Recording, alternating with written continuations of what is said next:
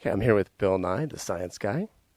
We've just listened to a great lecture with him in Percona Live, and I just wanted to ask a couple of questions. Bill, you talked in your lecture about how we need to be optimistic about some of the challenges we face, and how science can address those challenges.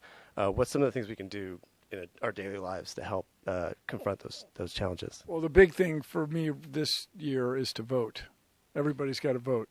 And if you're too young to vote, make sure your friends or your parents vote. I just want you to take the environment into account this year when you vote. That's the first thing. Then you don't want to waste anything. You don't want to waste water bottles.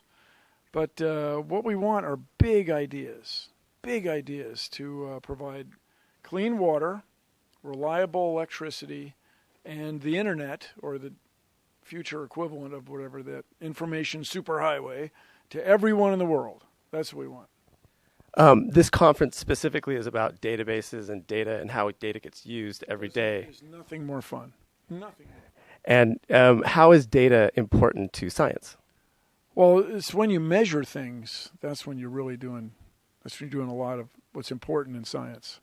After you measure things, then you can compare them and you can evaluate your hypothesis and so on and so on.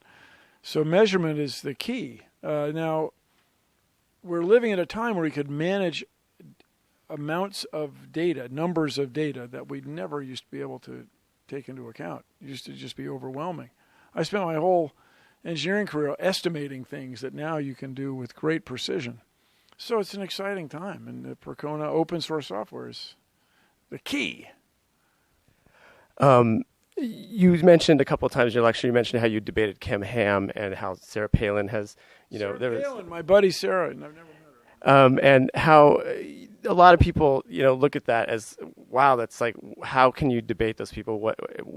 Obviously they're very reluctant to change their minds or accept what they see as data.